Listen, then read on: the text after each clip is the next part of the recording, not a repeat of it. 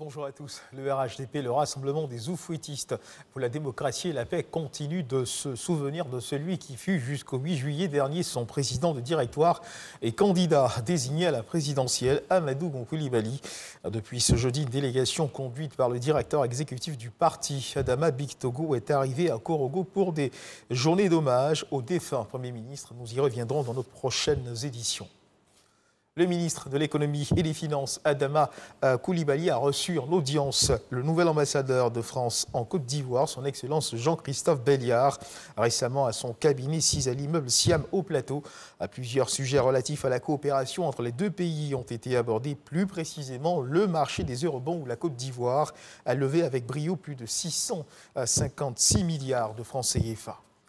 L'actualité, c'est également cette célébration. La Côte d'Ivoire célèbre la journée mondiale de la sécurité des patients. L'objectif est de sensibiliser les principaux acteurs du système national de santé sur l'importance de la gestion des risques et de sécurité en milieu de soins. Le thème adopté au niveau mondial est « Sécurité des agents du santé », une priorité pour la santé des patients.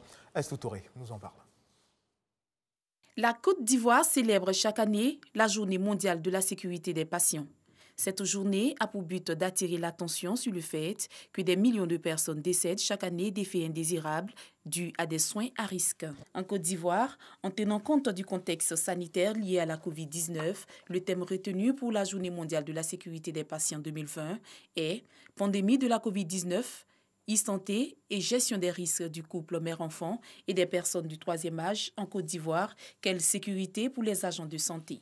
Cette célébration, prévue du 15 décembre au 30 mars 2021, vise à promouvoir la sécurité des agents de santé et la gestion des risques dans les établissements de santé à travers les bonnes pratiques de lutte contre les infections associées aux soins, le bon usage des produits de santé et la digitalisation des pratiques de soins dans le contexte de la gestion de la crise sanitaire de la COVID-19. À l'occasion de la deuxième journée mondiale de la sécurité des patients, le ministre de la Santé et de l'Hygiène publique invite tous les personnels d'hôpitaux, des dispensaires et des partenaires à entériner et à mettre en œuvre la charte sur la sécurité des agents de santé lancée par l'OMS. Le ministre de la Santé et de l'Hygiène publique reste engagé à réunir les conditions nécessaires à la sûreté et à la sécurité des soins de santé aux populations. Puis lutte contre la Covid-19 aux États-Unis. Un deuxième vaccin contre la Covid-19 a été recommandé hier jeudi 17 décembre par l'Agence américaine des médicaments.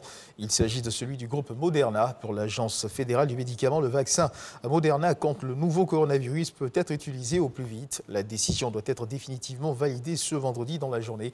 Dès ce week-end, 6 millions de doses pourraient être distribuées sur le territoire américain. 6 millions qui s'ajoutent aux 3 millions de doses du vaccin Pfizer en cours de distribution depuis lundi dernier. Rappelons que le pays fait face à une seconde vague meurtrière.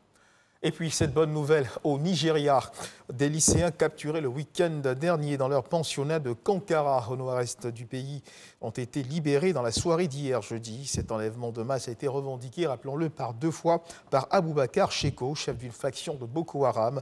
D'abord mardi puis jeudi à travers une vidéo dans laquelle apparaissaient plusieurs dizaines d'enfants surveillés par des hommes armés.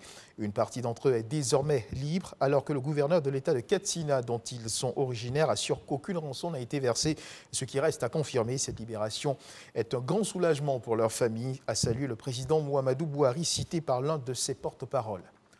Et puis, au Liban, l'enquête sur l'explosion du port de Beyrouth qui a fait le 4 août dernier 200 morts et 6500 blessés a été temporairement suspendue.